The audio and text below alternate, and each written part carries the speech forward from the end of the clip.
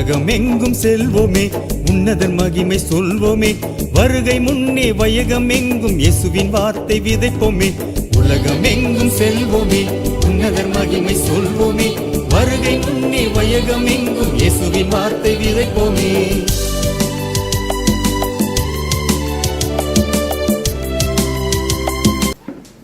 கர்த்தருடைய பரிசுத்த நாமத்துக்கு ஸ்தோத்திரம். நம் தேவன் நல்லவர். இந்த 2019ஆம் ஆண்டிலே முதல் மாத ஊழியர் கருத்தரங்கிலே வந்திருக்கக்கூடிய உங்கள் எல்லாரையும் மறுபடியுமாய் இயேசு கிறிஸ்துடைய இனிய நாமத்திலே வாழ்த்துகிறோம், வரவேற்கிறோம். கர்த்தர் நல்லவர். இன்றைய தினத்திலே நான் உங்களோடு ஒரு சிறிய செய்தியை சொல்லிவிட்டு அதுக்கப்புறம் கேள்வி நேரத்திற்கு அதிக நேரம் ஒதுக்கலாம் என்று இருக்கிறேன். அதனால ஒரு சிறிய செய்தி. ஆயத்தமாய் இருக்கிறாயா? முதல் மாதத்திலே, புத்தாண்டினுடைய முதல் மாதத்திலே ஆண்டவர் கேட்கிற கேள்வி, ஆயத்தமாய் இருக்கிறாயா?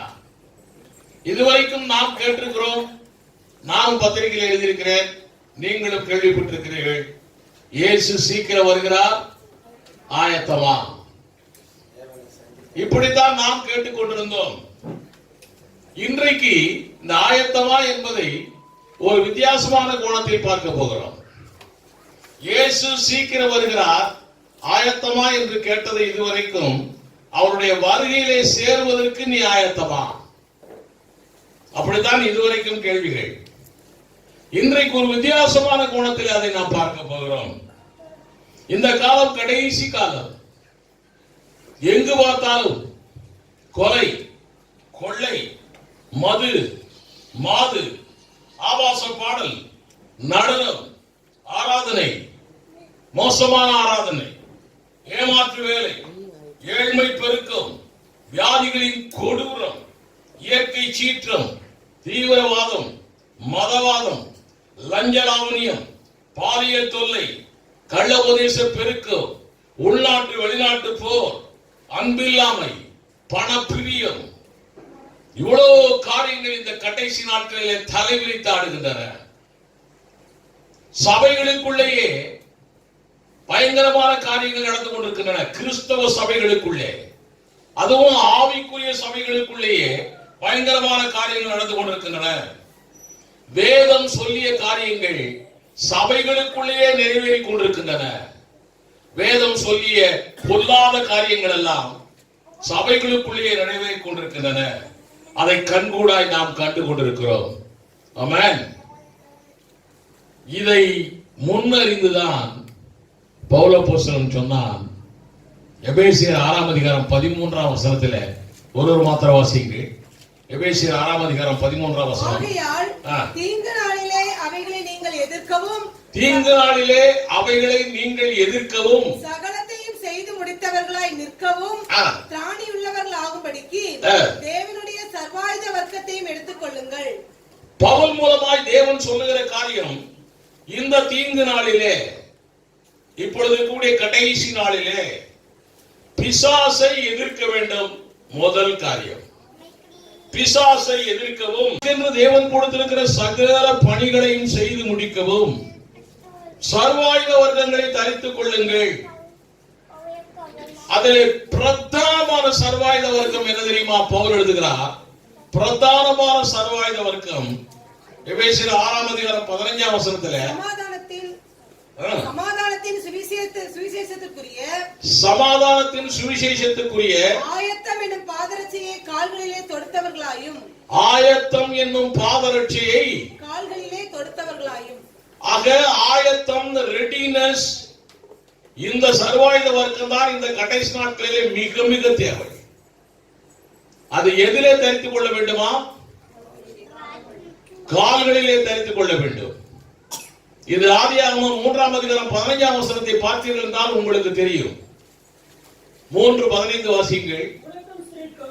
உனக்கும் ஸ்ரீக்கும், உன் வித்துக்கும் அவர் வித்துக்கும் அவர் இயேசு உன் தலையை நசுக்குவார், நீ பிசாசாகிய நீ குதிங்காலை நசுக்குவாய். குதிங்காலை பற்றி உங்களுக்கு தெரியுமோ தெரியாதோ? ஆயத்தமாய் இருக்கிறவர்களை எல்லாம் ஆயத்தம் இல்லாமல் பண்ணுவதற்கு குதிங்காலை நசுக்கி விட்டால் போதும். இப்போ நிறைய பேருக்கு காய்ச்சல் வருகிறது, எலும்பு வலி வந்து விடுகிறது, அதில் விசேஷமாய் கால் வலி வந்து விடுகிறது. நிறைய பேருக்கு நடக்க முடியல. குதிங்காலை நசுக்க வேண்டும் என்று பிசாசானவன் திட்டமிட்டு இருக்கிறான். குதிங்காலை நசிக்க விட்டால், காலை நசிக்க விட்டால் ஆயத்தமாய் இவர்கள் இருக்க மாட்டார்கள் என்று நினைத்துக் கொண்டிருக்கிறான். ஆயத்தமாய் இருக்க வேண்டும் என்றால், கால்களிலே பாதரட்சியை போட்டுக்கொண்டு ஆயத்தமாய் இருக்க வேண்டும் என்றால் இந்த கால் ஸ்ட்ராங்காக இருக்க வேண்டும். நம்முடைய கால்களை டச் பண்ணுவதற்கு அவன் நினைத்துக் கொண்டிருக்கிறான். சில நேரத்தில் டச்சும் பண்ணி விடுவான். ஆனாலும் வெற்றி நமது. ஹல்லேலூயா. ஆக தேவன் இந்த காலத்தில் விரும்புகிற காரியம் என்ன? ஆயத்தம், ரெடினஸ். எப்போ, எதுக்கு? தேவன் உனக்கு கொடுத்த பணிகளை செய்ய. தேவன் உனக்கு இதுவரைக்கும் அவரோடு வருகையிலே சேர்ந்து கொள்ள ஆயத்தம், அது வேற. இப்போ அவர் உனக்கு கொடுத்த பணிகளை செய்ய நீ ஆயத்தமாக இருக்கிறாயா? ஊழியக்காரர்களாகி உங்களுக்கு தேவன் கொடுக்கிற செய்தி இதுதான். இப்படி இருக்கும் பொழுது இந்த ஆயத்தம் என்பது பாதரட்சியை அணுவது போல இருக்கிறது, ஷூ போடுறது போல இருக்கிறது. போலீஸ் டிபார்ட்மெண்ட்ல, மிலிட்டரியில, ஸ்கூல்ல, ஸ்போர்ட்ஸ்மேன் எல்லாருமே ஷூ தான். ஷூ இல்லாம ஒரு காரியம் நடக்காது. ஷூ இருந்தால் தான் ரெடினஸ், ஸ்பீட்னஸ் எல்லாமே வரும். அப்பதான் ஷூ போட்டு விட்டாலே போதும், அவன் ரெடியா இருக்கிறான். ஜெயிக்கிறானோ ஜெயிக்கலையோ, ரெடியா இருந்தாலே போதும். குதிரை யுத்த நாளுக்கு ஷூ போட்டுக்கோ, ரெடியா இரு. ஜெயமோ, ஜெயம் உன்னால் அல்ல, நம்மால் ஜெயம் அல்ல. நம்மால் ஜெயிக்க முடியாது. நிறைய பேர் பிசாசை ஜெயிச்சிருவாங்க. உங்களால் பிசாசை ஜெயிக்க முடியாது. இது ஒரு புதிய சத்தியத்தை உங்களுக்கு சொல்லுகிறேன். இயேசுவின் நாமம் சொல்லியும் கூட இன்றைய தேதியிலே பிசாசை ஜெயிக்க முடியாது. உங்களால பிசாசை விரட்டத்தான் முடியும் இயேசுவின் நாமத்தினால. ஆமென். பிசாசை ஜெயிக்கிற ஒரே தேவன் நீர் நானும் ஆராதிக்கிற நம்முடைய ஆண்டவராகிய இயேசு கிறிஸ்து மாத்திரமே. ஆமென். அவருடைய செட்டைகளின் கீழே நீ அடங்கி விட்டால் உன்னை அவன் தொட மாட்டான். அவருடைய செட்டைகளின் கீழே நீ இருந்து விட்டால் உன்னை தொட்டாலும் கூட ஓடி போவான். ஹல்லேலூயா. ஆக உனக்கு தேவன் கொடுத்திருக்கிற அந்த பணியை செய்வதற்காக நீ ஆயத்தம் என்ற ஒரு ஷூவை உன்னுடைய காலிலே போட்டிருக்கிறாயா? கேள்வி இதுதான். ஆயத்தம் என்ற ஒரு ஷூ எப்போ ரெடியா உன் காலில் போட்டிருக்கணும். எதுக்கு அது நம்ம போட்டிருக்கணும்? எதுக்கு போட்டிருக்கணும்? போட்டிருக்கு 15ஆம் வசனத்துல சமாதானத்தின் சுவிசேஷத்திற்காக.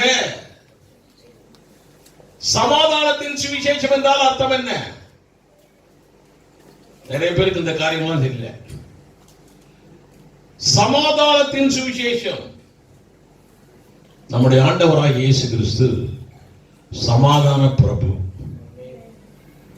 ஏசாயா 9:6 அது டிசம்பர் 25 உங்க சர்ச்சில் சொன்னதோட நின்று போச்சா? ஏசாயா 9:6 சமாதானத்தின் பிரபு. அவர்தான் சமாதானம், அவரே சமாதானம். ஆமென். அவருடைய சுவிசேஷம். இதை இன்னும் கொஞ்சம் விளக்கமா எழுதியிருக்கிறார் ஏசாயா 53ஆம் அதிகாரம் 5ஆம் வசனம். ஏசாயா 53:5. நம்முடைய மீறுதல்களின் நிமித்தம் அவர் காயப்பட்டு, நம்முடைய அக்கிரமங்களின் நிமித்தம் அவர் நொறுக்கப்பட்டார். நமக்கு சமாதானத்தை உண்டு பண்ணும் ஆக்கினை, நமக்கு சமாதானத்தை உண்டு பண்ணும் ஆக்கினை அவர் மேல் வந்தது. ஆமென். நமக்கு சமாதானத்தை உண்டு பண்ணும் ஆக்கினை அவர் மேல் வந்தது. ஆக இயேசுவுடைய மரணம், இயேசுவுடைய அடக்கம், இயேசுவுடைய உயிர்த்தெழுதல், இது எல்லாமே சமாதானத்தை மையமாக வைத்து நமக்காக நடத்தப்பட்டிருக்கிறது பிதாவாகிய தேவனாலே. நமக்காக, சமாதானத்திற்காக. சமாதானம் அவரே சமாதானம். அவருடைய நல்ல செய்தி என்ன? நமக்காய் மரித்தார். மரணம் என்பது நல்ல செய்தி என்று சொல்லுகிற ஒரே கூட்டம் கிறிஸ்தவ கூட்டம். மரணம் என்பது நல்ல செய்தி தானா? நல்ல செய்தின்னு சொல்றாங்க. இயேசுவின் மரணம், இயேசுவின் மரணம் நல்ல செய்தி தான் சொல்றாள் யாரு? ஆமென். அவர் மரிக்காவிட்டால் நீங்களும் நானும் இந்நேரம் புல்லாய் பூண்டாய் சாம்பலாய் இருந்திருப்போம். அவர் மரித்தார், நீங்களும் நானும் ஜீவிக்கிறோம். ஆமென். அவருடைய மரணம் நல்லது. இப்படி சொல்லுகிற ஒரே மார்க்கம் கிறிஸ்தவ மார்க்கம். அவர் மரித்தார், அடக்கம் பண்ணப்பட்டார், மூன்றாம் நாள் சொன்னபடியே உயிர்த்தெழுந்தார். இதுதான் உனக்கும் எனக்கும் தேவன் கொடுத்த சமாதானம். இந்த சமாதான சுவிசேஷத்தை நீயும் நானும் சொல்ல வேண்டும் என்று தேவன் விரும்புகிறார். இந்த சமாதான சுவிசேஷம் தான் கிறிஸ்துவின் சுவிசேஷம். இந்த சமாதான சுவிசேஷம் தான் ரட்சிப்பின் சுவிசேஷம். இந்த சமாதான சுவிசேஷம் தான் இன்றைக்கு 21ஆம் நூற்றாண்டிலே நாம் உலகமெங்கும் சொல்ல வேண்டிய சுவிசேஷம். சுவிசேஷ பணி நமக்கு தேவன் கொடுத்திருக்கிறார். இந்த சுவிசேஷ பணிக்கு ஊழியக்காரர்களாகிய நாம் ரெடியா இருக்கிறோமா? ஆயத்தமாய் இருக்கிறோமா? இந்த சுவிசேஷ பணி பொல்லாங்கு நாட்களிலே, தீங்கு நாட்களிலே சமாதானத்தை கொண்டு வருவதற்காய் செய்யப்படுகிற சுவிசேஷ பணி, ரட்சிப்புக்காய் செய்யப்படுகிற சுவிசேஷ பணி. இந்த சுவிசேஷ பணிக்கு நீயும் நானும் ஆயத்தமாய் இருக்கிறோமா? இயேசு சீக்கிரம் வருகிறார். இந்த கோணத்தில் இன்றைக்கு நாம் பார்க்க போகிறோம். இந்த வித்தியாசமான கோணத்தில் நாம் பார்க்க போகிறோம். இதை விட ஒரு பயங்கரமான, இன்றைக்கு நாம் அனுபவிக்கிற இந்த தீங்கு நாளை விட பயங்கரமான தீங்கு நாள் ஒன்று வரப்போகிறது. பயங்கரமான தீங்கு நாள். அந்த தீங்கு நாளிலே சபையாராகி நீங்களும் நானும் இருக்க மாட்டோம். வெளிப்படுத்தல் 3ஆம் அதிகாரம் 10ஆம் வசனம் வாசியுங்கள். இந்த வசனம் எல்லாம் மறக்கவே கூடாது. என் பொறுமையை குறித்து சொல்லிய வசனத்தை நீ காத்துக் கொண்டபடியினால் பூமியில் குடியிருக்கிறவர்களை சோதிக்கும்படியாக பூச்சக்கரத்தின் மேலெங்கும் வரப்போகிற சோதனை காலத்திற்கு தப்பும்படி, பூச்சக்கரத்தின் மேலெங்கும் வரப்போகிற சோதனை காலத்திற்கு தப்பும்படி, சோதனை காலத்திற்கு, சோதனைக்கு தப்பும்படி அல்ல, சோதனை காலம், பீரியட். ஒரு பீரியட் இருக்கு சோதனை காலம் பூமிக்கு. இதுவரைக்கும் பூமியிலே நடக்காத சோதனை காலம் ஒரு காலம் இருக்கிறது. 7 years அந்தி கிறிஸ்துவின் காலம். அதிலிருந்து விடுதலை கொடுக்கிறார். வாசிக்க. சோதனை காலத்திற்கு தப்பும்படி நானும் உன்னை காப்பேன். தப்பும்படி நானும் உன்னை காப்பேன். ஆக அந்தி கிறிஸ்துவுடைய அந்த சோதனை காலத்திலே நாம் இருக்க போறதில்லை. இப்பவே இவ்வளவு பெரிய சோதனை காலமா இருந்தால் அந்த சோதனை காலம் எப்படி இருக்கும் என்று யோசித்துக் கொள்ளுங்கள். இப்பொழுது இருக்கிற சோதனை காலம் பிசாசால் வந்து கொண்டிருக்கிறது. சரிதானா? பேச மாட்டேங்கிறீங்க. இப்பொழுது இருக்கக்கூடிய சோதனை பிசாசால் வந்து கொண்டிருக்கிறது. அந்த சோதனை காலம் என்று தேவன் சொன்னாரே, அந்தி கிறிஸ்துடைய காலம் 7 ஆண்டு காலம், அது பிசாசால் மாத்திரமல்ல, இயேசு கிறிஸ்துவுடைய கோப ஆக்கினாலும் வரும். 2 அடி கிடைக்க போகிறது. மத்தளத்தை போல இன்னைக்கு 1 அடி தான், அன்னைக்கு 2 அடி. தேவ கோபாக்கினை, பிசாசினுடைய, அந்தி கிறிஸ்துவுடைய அட்டகாசம், இது இரண்டும் இணைந்து மகா பெரிய, இதுவரைக்கும் பூச்சக்கரத்தில் ஏற்படாத அளவுக்கான ஒரு கோபாக்கினை, ஒரு பெரிய தீங்கு நாள், ஒரு பெரிய பீரியட் வரப்போகிறது. அப்படிப்பட்ட தீங்கு, இதை விட பயங்கரமான தீங்கு நாள் வரப்போகிறது. அந்த நாளிலே நாம் இருக்கவே போறதில்லை. அப்ப அதுவரைக்கும் இருக்கக்கூடிய இந்த தீங்கு நாள், சாதாரண தீங்கு நாள் இது. கம்பேர்ட் டு தட், அதை கம்பேர் பண்ணும்போது இது சாதாரண தீங்கு நாள். இந்த தீங்கு நாளிலே உனக்கும் எனக்கும் சமாதானத்தின் சுவிசேஷ பணி, ரட்சிப்பின் சுவிசேஷ பணி, இயேசு கிறிஸ்துவின் சுவிசேஷ பணியை தேவன் கொடுத்திருக்கிறார். இந்த சுவிசேஷ பணியிலே நிறைய சுவிசேஷங்கள் இருக்கின்றன. ஆனா இந்த தீங்கு நாளிலே நமக்கு தேவன் கொடுத்திருக்கிற சுவிசேஷம் இரண்டே இரண்டு தான். ஒன்று ரட்சிப்பின் சுவிசேஷம், இன்னொன்று மகிமையின் சுவிசேஷம். ரட்சிப்பின் சுவிசேஷம் என்றால் ரட்சிக்கப்படாதவர்களுக்கெல்லாம் ரட்சிப்பை பற்றி சொல்ல வேண்டியது. இயேசுவை ஏற்றுக்கொள்ளாதவர்கள் எல்லாம் இயேசுவை ஏற்றுக்கொள்ள சொல்லிக் கொடுக்க வேண்டியது. இது ரட்சிப்பின் சுவிசேஷம். மகிமையின் சுவிசேஷம் என்றால் இயேசுவை ஏற்றுக்கொண்டவர்கள் தினந்தோறும் மகிமையின் மேல் மகிமை அடைந்து, தினந்தோறும் மகிமையின் மேல் மகிமை அடைந்து இயேசுவோடு மகிமைக்குள்ளே பிரவேசிக்க வேண்டும். அதற்காய் சொல்லுகிற மகிமையின் சுவிசேஷம். மகிமையின் சுவிசேஷம் ஒவ்வொரு சபைக்குள்ளேயும் இருக்க வேண்டும். ஒவ்வொரு சபையுடைய விசுவாசியும் மகிமையினுடைய சுவிசேஷத்தினாலே வளர்க்கப்பட வேண்டும். ஒவ்வொரு சபையுடைய விசுவாசியும் ஏழ்மை இருக்கக்கூடாது, கடன் பிரச்சனை இருக்கக்கூடாது, வியாதியிலே மடியக்கூடாது, அகால மரணம் இருக்கக்கூடாது, வெற்றி வாழ்க்கை வாழ வேண்டும், சாட்சி வாழ்க்கை வாழ வேண்டும், மகிமையின் மேல் மகிமை அடைய வேண்டும். இது மகிமையின் சுவிசேஷம். உங்களுக்கு என்று தேவன் கொடுத்திருக்கிற சுவிசேஷம். இதற்கு நீங்கள் ஆயத்தமா? அதான் இன்னைக்கு முதல் மாசத்திலே ஆண்டவர் கேட்கிற கேள்வி. இந்த மகிமையின் சுவிசேஷத்திற்கு நாம் ஆயத்தமா இருக்கிறோமா? எத்தனை விசுவாசிகள் உங்களுடைய சபையிலே கடனிலே அழுது கொண்டிருக்கிறார்கள்? எத்தனை விசுவாசிகள் சாட்சி இல்லாத ஜீவியம் உங்கள் சபையிலே இருந்து கொண்டிருக்கிறார்கள்? உன்னுடைய பணி மகிமையின் சுவிசேஷம் உங்கள் சபையிலே விதைக்கப்பட்டு ஆக வேண்டும். மகிமையின் சுவிசேஷம் விதைக்கப்பட்ட விதை முளைத்தாக வேண்டும். உங்கள் சபையில் உள்ளவருடைய நிலங்கள் எல்லாம் நல்ல நிலங்கள், கெட்ட நிலமே இல்லை. அப்படிப்பட்ட விசுவாசம் உங்களுக்கு வேணும். நல்ல நல்ல நிலம் பார்த்து நாம் விதைக்கிறோம். ஆமென். அதனால நிச்சயமாய் அது முளைக்கும், கனிதரும், வெற்றியை கொடுக்கும். ஆக மகிமையின் சுவிசேஷ பணி நீ ஆயத்தமாய் இருக்கிறாயா? இரண்டாவது சுவிசேஷ பணி ரட்சிப்பின் சுவிசேஷ பணி. இதற்கு நீ ஆயத்தமா? இதை சர்ச்சு பாஸ்டர்கள் செய்யணும்னு கட்டாயம் இல்லை. இதை அதிகமாய் சர்ச்சு பாஸ்டர்கள் தான் செஞ்சுக்கிட்டு இருக்கிறதாக கேள்விப்படுகிறேன். நீங்க முதல்ல உங்க மந்தையை செம்மையாய் நடத்துங்கள். உங்கள் மந்தை செம்மையாய் இருக்கட்டும். உங்கள் ஆடுகள் நன்றாய் இருக்கட்டும். ஆடுகளுக்கு மகிமையின் சுவிசேஷத்தை சொல்லிக் கொடுங்கள். ரட்சிப்பின் சுவிசேஷம் அதெல்லாம் கொடுத்து உங்க மந்தையெல்லாம் நல்லா ஆன பிற்பாடு கேதாரின் ஆடுகளை போல உனக்கு அந்தி கிறிஸ்துடைய ஆட்களை நான் கொடுப்பேன் என்று பறவைகளுக்கு தேவன் விருந்து அழைக்கிறாராம் அர்மகவன் விட்டதுல. ஆமென்.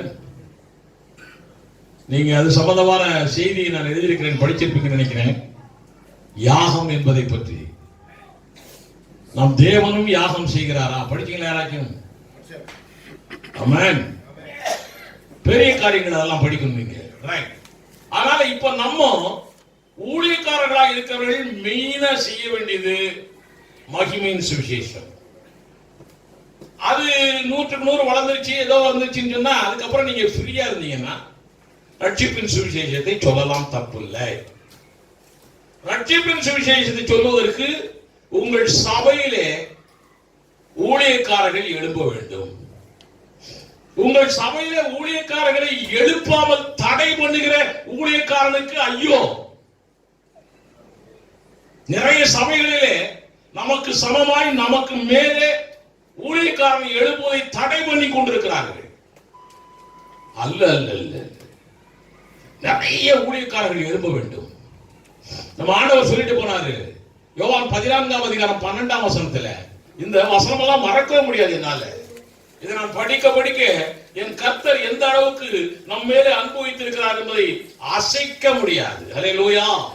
வாசிங்க. மெய்யாகவே மெய்யாகவே நான் உங்களுக்கு சொல்லுகிறேன், நான் என் பிதாவினிடத்திற்கு போகிறபடியினால் என்னை விசுவாசிக்கிறவன் நான் செய்கிற கிரியைகளை தானும் செய்வான், இவைகளை பார்க்கலும் பெரிய கிரியைகளையும் செய்வான்.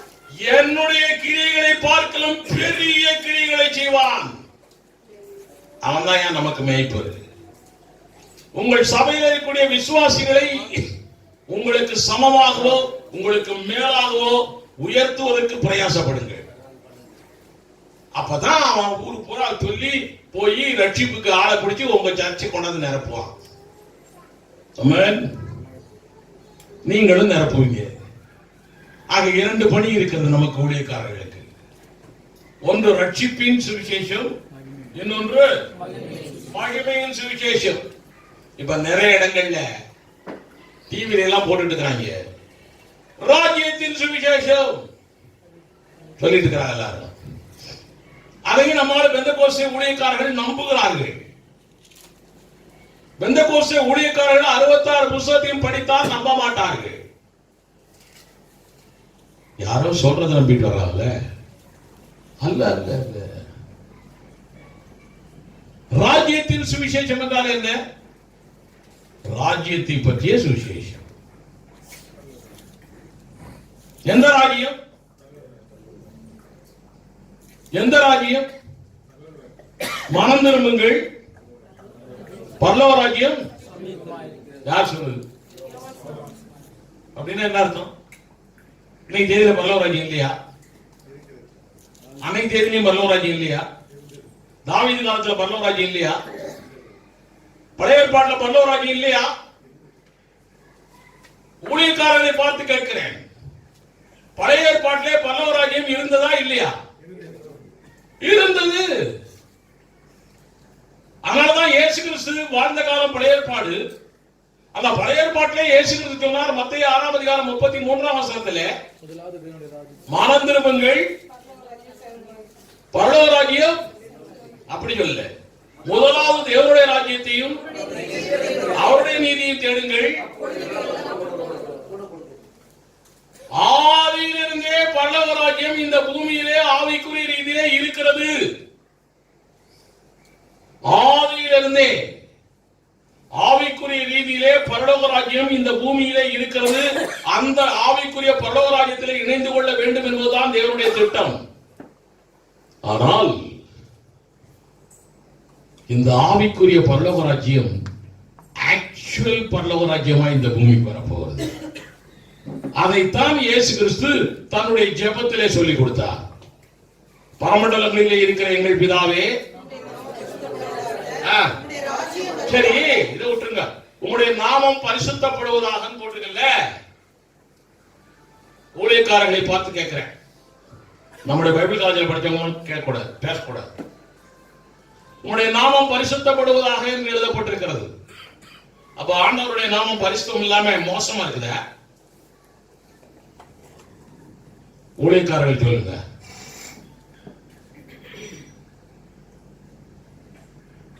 பேச மாட்டேங்கிறீங்க. உங்களுடைய நாமம் பரிசுத்தப்படுவதாக சொல்லி இருக்கிறான்ல, அப்ப பரிசுத்தம் இல்லாம இருக்குதா? நிறைய காரியங்கள் நமக்கு தெரியவில்லை. பரிசுத்தம் என்றால் 2 அர்த்தங்கள் உண்டு. ஒன்று தூய்மை, ஹோலினஸ், நீங்கள் நினைக்கிற அர்த்தம். 2 செட் அபார்ட், பிரித்தெடுக்கப்பட்ட தன்மை, பிரத்யேகப்படுத்தப்பட்ட தன்மை, தனிமைப்படுத்தப்பட்ட தன்மை. உங்களுடைய நாமம் பரிசுத்தப்படுவதாக என்றால் அர்த்தம் என்ன தெரியுமா? அவருடைய நாமம் எப்பொழுதுமே தூய்மையாய்த்தான் இருக்கிறது. உங்களுடைய நாமம் பரிசுத்தப்படுவதாக என்றால் அர்த்தம் என்ன தெரியுமா? உலகத்தில் எத்தனையோ தேவர்கள் இருக்கிறார்கள், இருக்காங்களா?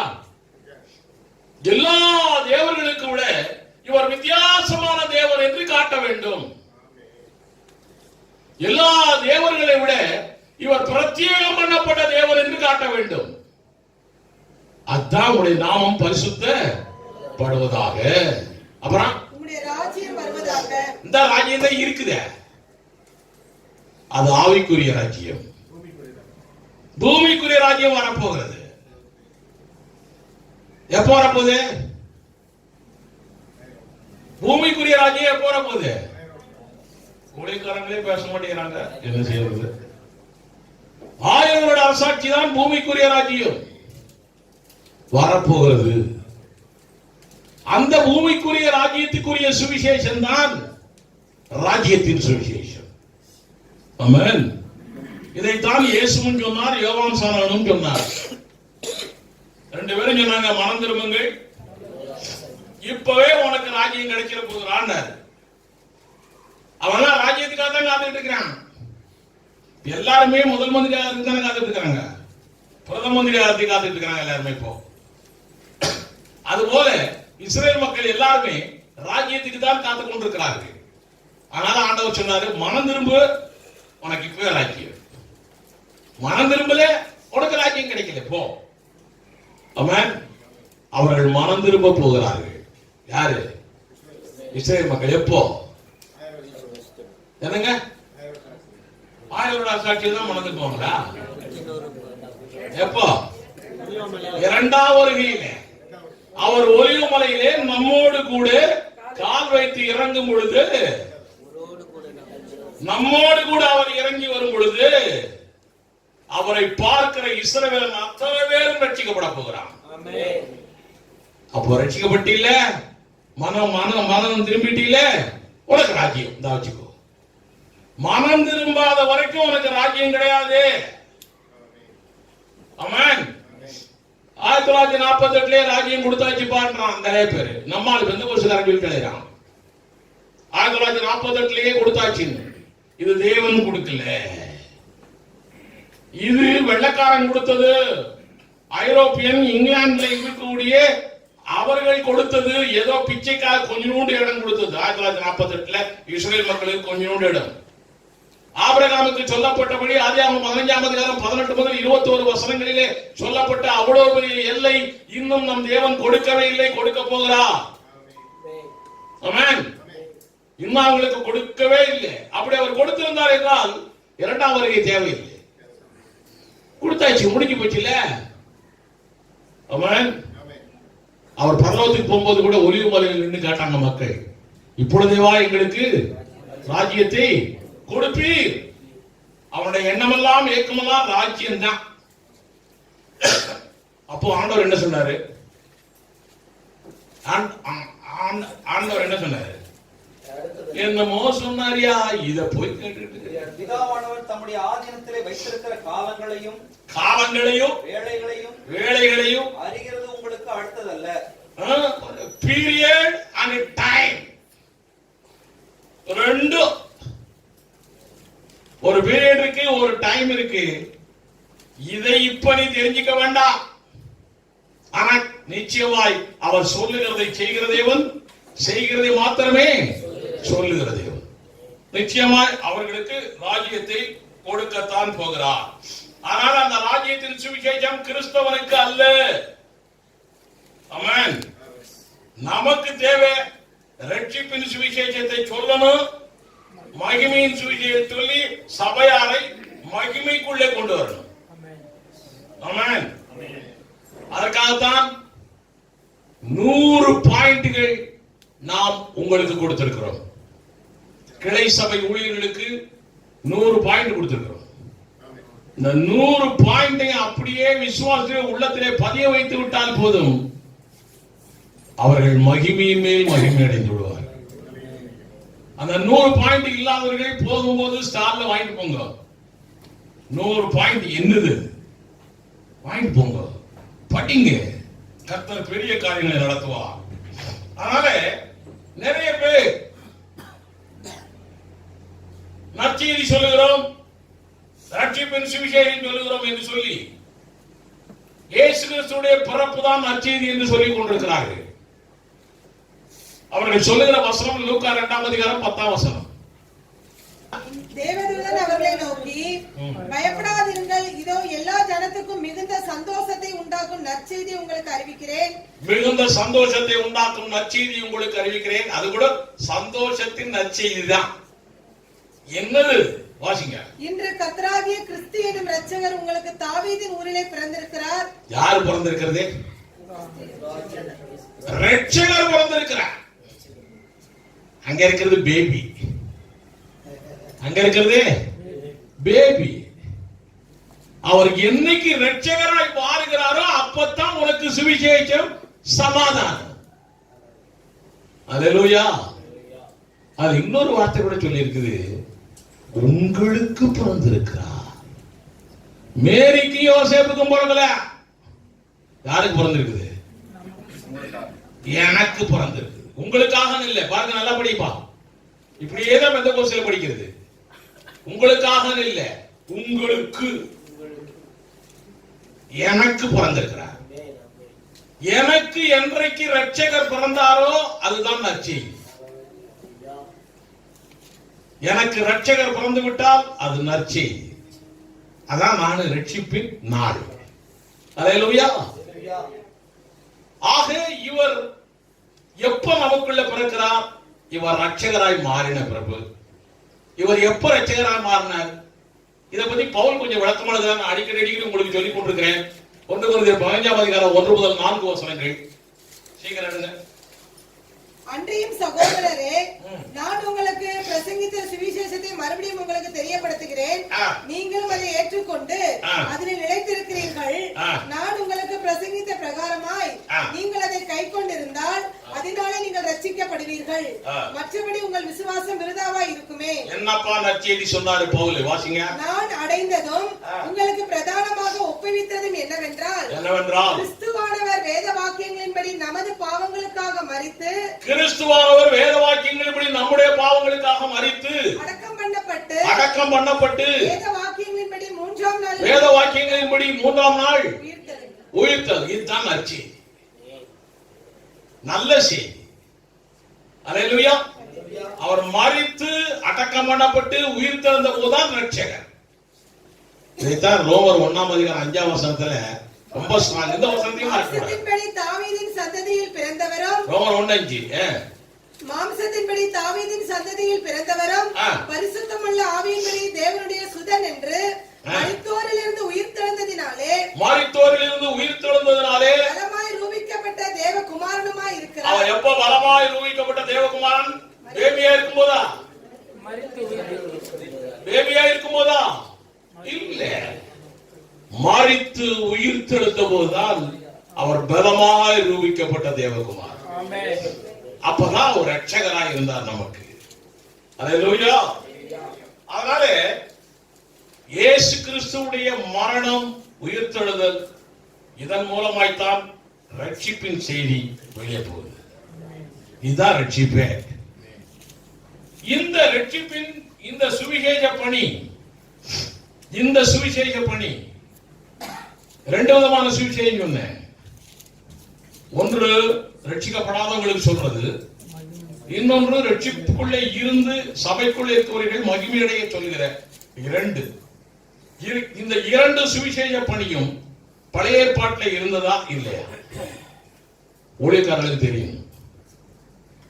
நிறைய ஊழியக்காரர்கள் பழைய ஏற்பாட்டில் ரட்சிப்பே இல்லை பிரதர். இயேசு பிறந்து மரித்து உயிர்த்த பிற்பாடு தான்ப்பா ரட்சிப்பே. நிறைய பேருடைய கருத்து. பழைய ஏற்பாட்டில் ரட்சிப்பு இருந்ததா? ஏசாயா 49 வாசி. நிறைய வசனங்களை சொல்ல போகிறேன். சீயோன் என்னும் சுவிசேஷகியே, என்னங்க? சீயோன் என்னும் சுவிசேஷகியே, பேரே இஸ்ரவேல் சபைக்கு பேரே சுவிசேஷகி. சீயோன் என்னும் சுவிசேஷகியே, நீ உயர்ந்த பர்வதத்தில் ஏறு.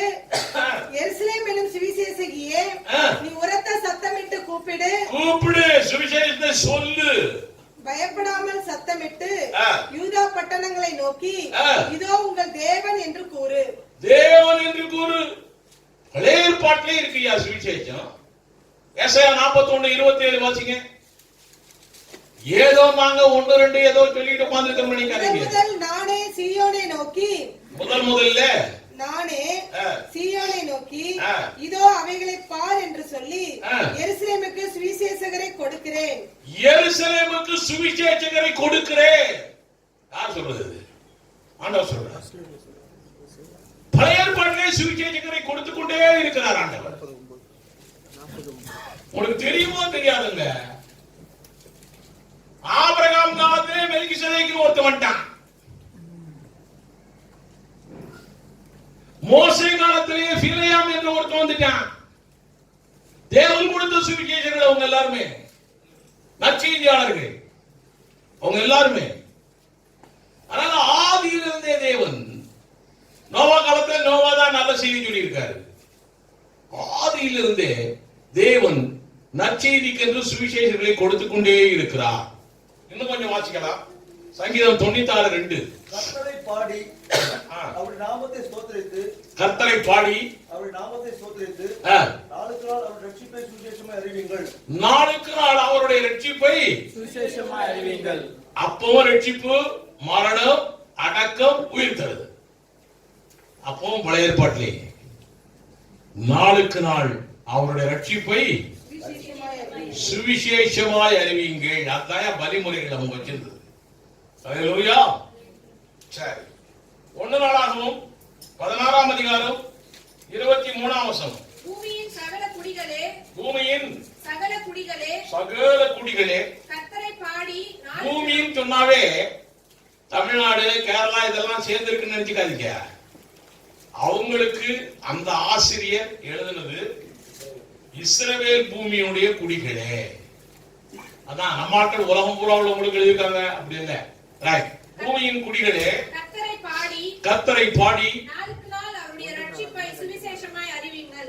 நாளுக்கு நாள் அவருடைய ரட்சிப்பை சுவிசேஷமாய் அறிவீங்கள். பழைய ஏற்பாட்டிலே சொல்லியாச்சா?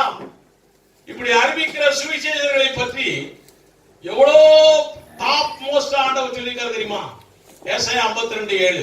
சமாதானத்தை கூறி நற்காரியங்களை சுவிசேஷம் அறிவித்து ரட்சிப்பை பிரசித்தப்படுத்தி உன் தேவன் ராஜரீகம் படுகிறார் என்று சீயோனுக்கு சொல்லுகிற சுவிசேஷனுடைய பாதங்கள் மலைகள் மேல் எவ்வளவு அழகா இருக்கின்றன. சுவிசேஷனுடைய பாதங்கள் எவ்வளவு அழகா. இது என்னப்பா, புதிய ஏற்பாடா பழைய ஏற்பாடா? பழைய ஏற்பாடு. நிறைய பேருக்கு தெரியணும், ஊழியக்காரர்களுக்கே தெரிய மாட்டேங்குது. பழைய ஏற்பாட்டிலும் சுவிசேஷர்கள் இருந்தார்கள், சுவிசேஷம் சொல்லப்பட்டது. பழைய ஏற்பாட்டிலும் ரட்சிப்பு உண்டு. அவன் அவங்களுக்கு அழகு வந்தது. எதுல அழகு வந்துச்சான்? பாதங்களே அழகா இருந்தா முகம் எப்படி இருந்திருக்கும் அவங்களுக்கு? பயங்கரம் இல்லை. அவன் பாதமே கண்ணாடி போல இருக்கணும்னு சொல்லுவான் டாக்டர். பாதமே கண்ணாடி போல இருக்கணுமா? அப்போ முகம் எப்படி இருக்கணும்? இந்த கால டாக்டர் சொல்றாயா? தெரியாது உங்களுக்கு? சரி, பரவாயில்ல. அழகு அவர்களுக்கு வந்தது. எப்படி வந்தது என்றால் ஆயத்தம் என்னும் பாதரட்சையால் தான் வந்தது. ஷூ போட்டிருக்கிறாங்க. என்ன ஷூ போட்டாங்க? இன்னமும் சுவிசேஷம். எதுக்காக ஷூ போட்டாங்கன்னா சுவிசேஷத்துக்கு. என்ன ஷூ போட்டுக்கிறாங்க? பேட்டா ஷூவா? ஆயத்தம், ரெடி, ரெடினஸ். அது இருந்தாலே, அந்த ஷூ போட்டிருந்தாலே போதும், உங்களுடைய பாதம் அழகா இருக்கிறது. அல்லேலூயா. ஆயத்தம் என்னும் பாதரட்சை. ஆக ரெடினஸ் இல்லாத எந்த செயல்பாடுமே அழகா இருக்காது. ரெடினஸ் இல்லாத எந்த செயல்பாடுமே வெற்றியா இருக்காது. ரெடினஸ் இல்லாத எந்த செயல்பாடுமே எடுபடாது. உலகத்துல எப்போ ரெடியா இருக்கணும். உன்னுடைய குடும்ப காரியங்கள், உன்னுடைய ஆபீஸ் காரியம், படிப்பு காரியம், சபை காரியங்கள், இது எல்லாவற்றிலும் பிளான்டா இருக்கணும், ரெடியா இருக்கணும். கர்த்தருடைய சுவிசேஷ பணிக்கு மாத்திரம் ஏன் ஊழியக்காரன் ஆயத்தம் இல்லாமல் இருக்கிறான்? விசுவாசியை பற்றி நான் கேட்கவே இல்லை. ஏன் ஊழியக்காரன் ஆயத்தம் இல்லாமல் இருக்கிறான்? அப்படி என்றால் உங்க போயிடும். ஆயத்தம் இல்லாமல் இருந்தால் நோ பியூட்டி, நோ சக்சஸ், ஒன்னும் பிரயோஜனமே இல்லை. ஆயத்தம் இயேசுவால், இயேசுடைய வார்த்தையினாலே, ஆவியானவரை கொண்டு நமக்குள்ளே பதிந்து இருக்க வேண்டும். அதனாலதான் பரிசுத்தாவி பெற்றுக் கொள்ளுங்கன்னு சொல்றோம். இயேசு கிறிஸ்துடைய வார்த்தையினாலே, ஆவியானவரை கொண்டு ஆயத்தம் என்பது நமக்குள்ளே பதிந்திருக்க வேண்டும். ஆமென். ஒரு சில காரியங்களை வேதத்திலிருந்து உங்களுக்கு சொல்ல போகிறேன். யாரெல்லாம் எப்படியெல்லாம் ஆயத்தமா இருந்தாங்க. ரொம்ப முக்கியமான காரியம். இயேசுவை பாருங்க. இயேசு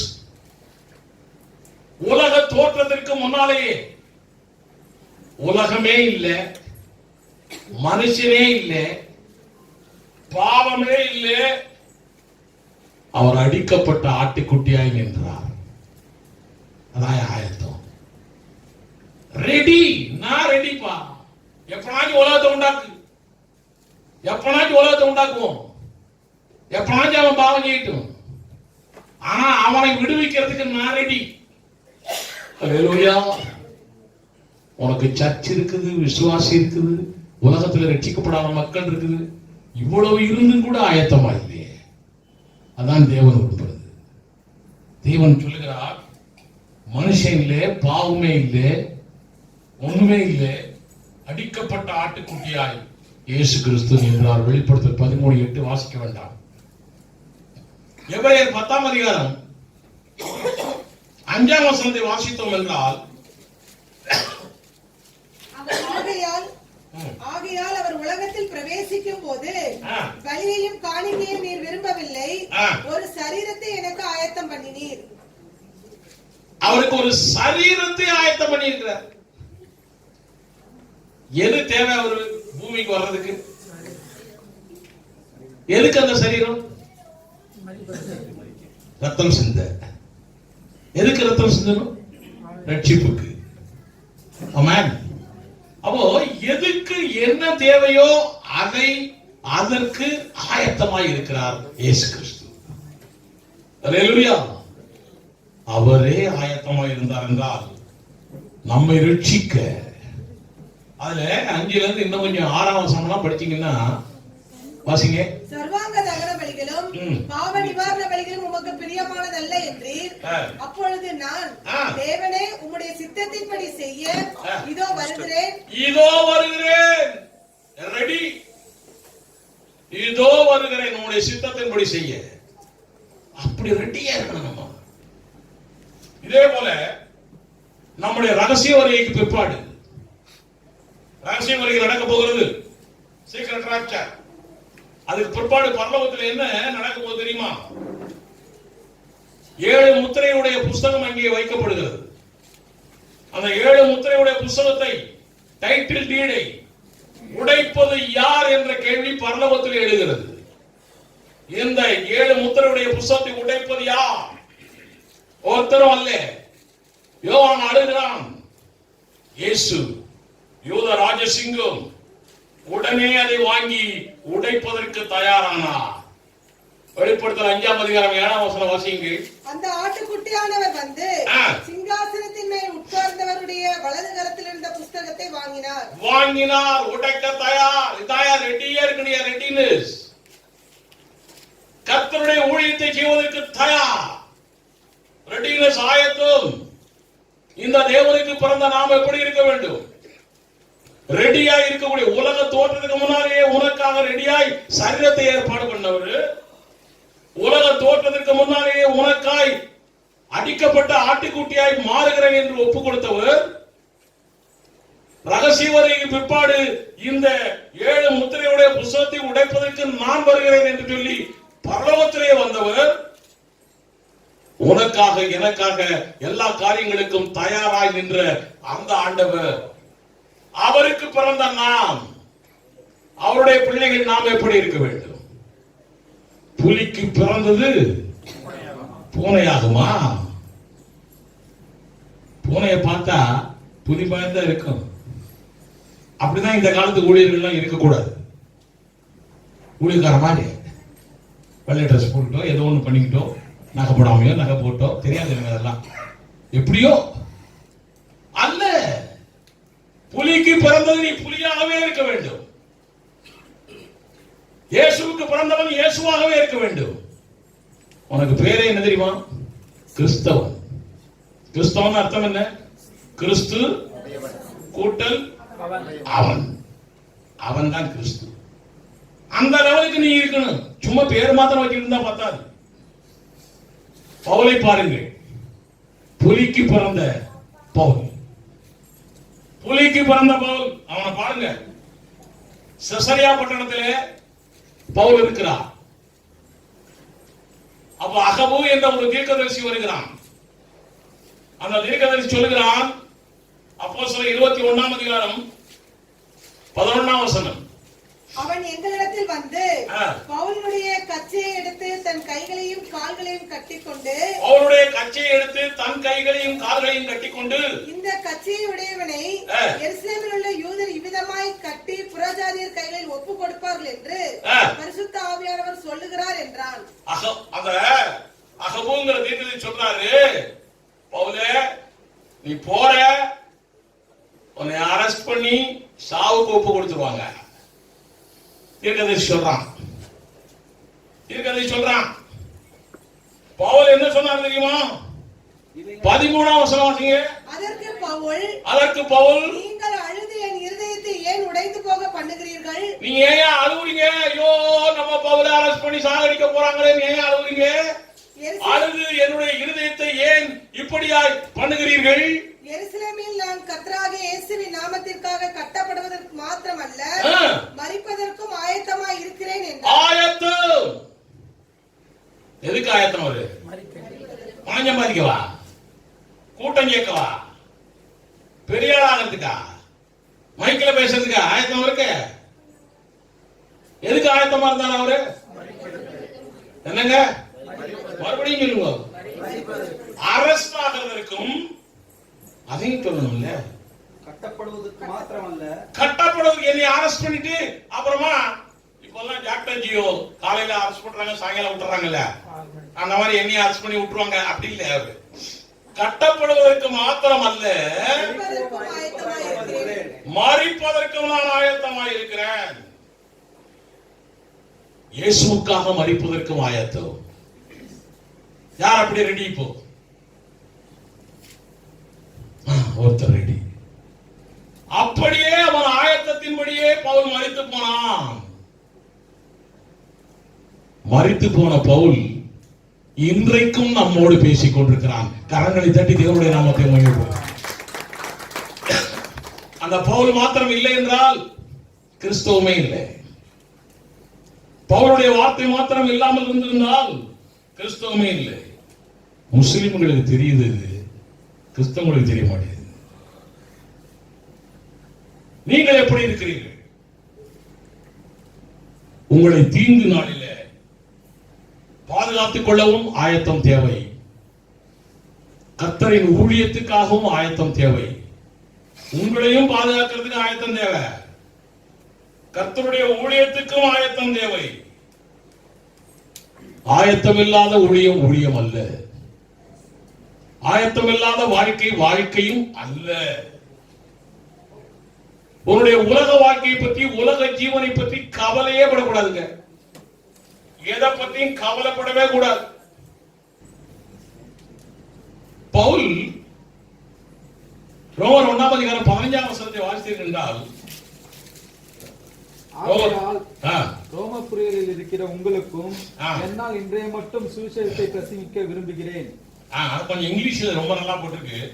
So as much as in me is, I am ready to preach gospel to you that are at Rome also. ரோமாவில் என்பது எதிர்ப்பு நிறைந்த ஒரு பூமி. நேபாளம் போல எதிர்ப்பு நிறைந்த பூமி. அந்த ஊர்ல கூட நான் சுவிசேஷத்தை சொல்லுவதற்கு ஆயத்தமாய் இருக்கிறேன் பவுல் சொல்றார். எதிர்ப்புகள் நிறைந்த ரோம் நாட்டு மக்களுக்கே சுவிசேஷம் சொல்ல போகிறேன் என்று சொல்லுகிறார் அவர். நம்ம எப்படி இருக்கிறோம்? பவுலுடைய இன்னொரு காரியத்தை சொல்ற பாருங்க. முதல்ல ஒரு காரியம் சொன்னேன், செசரியா பட்டணம். இரண்டாவது ரோமாபுரியை பத்தி சொன்னேன். மூணாவது காரியம் ஒண்ணு நான் சொல்ல போறேன். 2 கொரிந்தியர் 12ஆம் அதிகாரம் 14ஆம் வசனத்துல பவுல் 2 ட்ரிப் கொரிந்து பட்டணத்துக்கு போயிட்டாரு. இப்போ அவர் என்ன சொல்றாரு வாசிங்களா? இதோ உங்களிடத்திற்கு 3ஆம் தர வர ஆயத்தமா இருக்கிறேன். 3 நான் திருப்பும் உங்க இடத்துக்கு வர்றதுக்கு ஆயத்தமா இருக்கிறேன்றாரு. ஏன் அந்த ஊர் மக்கள் ரொம்ப சத்தியம் அதிகமாய், அந்த மக்களுக்கு தான் சத்தியம் கிடைச்சது. ஆனா அந்த மக்கள் தான் அதிகமாய் கெட்டு போனார்கள். அங்கதான் அந்நிய பாஷை பத்தியே பிரச்சனை, அங்கதான் வரங்களை பத்தியே பிரச்சனை, அங்கதான் முக்காடு போடுறத பத்தி பிரச்சனை, அங்கதான் பெண்கள் ஊழியக்காரங்களா வரலாமா வேண்டாங்கிறத பத்தி பிரச்சனை, அங்கதான் தசமபாகம் கொடுக்கலாமா கொடுக்க வேண்டாங்கிறத பத்தி பிரச்சனை. எல்லாம் கோவிந்த பட்டணத்துல தான் நடந்துகிட்டு இருக்குது, அந்த சர்ச்சில தான் நடந்துகிட்டு இருக்குது. 2 ட்ரிப்பு போனாரு. இப்ப 3ஆம் தரத்துக்கும் வருவதற்கு நான் ஆயத்தமாய் அங்க போய் என்ன சுவிசேஷம் சொல்வாரு? மகிமையின் சுவிசேஷம். ஹல்லேலூயா. அந்த மக்கள் மகிமை மேல் மகிமை அடைவதற்காய் அங்க போய் சுவிசேஷம் சொல்ல போறாரு. விசுவாசத்தில் சத்தியத்தில் விசுவாசிகள் வளர வேண்டும் என்பதற்காக 3ஆம் தரமும் நான் போகிறேன் என்று ஆயத்தப்படுகிறார். நீங்களும் ஆயத்தமாய் இருக்கிறீர்களா? ஆமென். பேதுரு என்ற ஒரு மனுஷனை பாருங்கள். கெத்செமனே தோட்டத்துல பேதுரு தூங்கிட்டார். இப்போ நம்ம தூங்கிட்டு இருக்கிறோம்ல நிறைய பேரு. சரி, நல்லா தூங்குவோம், அவ்வளவுதான், ரொம்ப மோசம். சரி, கெத்செமனேல தூங்கிட்டாரு. ஆண்டவர் எழுப்பிட்டாரு எல்லாரையும் எழுப்பியாச்சு. எழுப்பின உடனே ஆண்டவர் சொல்றாரு, பேதுரு உன்னை பிசாசு கெடுக்க போறான், உன்னை பிசாசு கெடுக்க போறான். ஆனாலும் உனக்காக ஜெபம் பண்ணிட்டு இருக்கிறேன், நான் பிசாசு கெடுக்கூடாதுன்னு ஜெபம் பண்ணிட்டு இருக்கிறேன் அப்படின்றாரு. யார் சொன்னது? இயேசு சொல்றார். அதுக்கு பேதுரு என்ன சொல்றாரு? வாசி லூக்கா 22:33. லூக்கா 22:33. சீக்கிரம். அதற்கு அவன், ஆண்டவரே, காவலிலும் சாவிலும் உம்மை பின்பற்றி வர ஆயத்தமாய் இருக்கிறேன் என்றான். ஆயத்தம், நான் ரெடியா இருக்கிறேன்பா. எப்போ? எதுக்கு? என்னை அரெஸ்ட் பண்ணி கொண்டு போனாலும் சரிப்பா, என்னை சாகடிச்சாலும் சரி, என்னை ஜெயில போட்டாலும் சரி, ஐ அம் ரெடி. சொன்னபடி நடந்தாரா? பயந்துகிட்டாரு.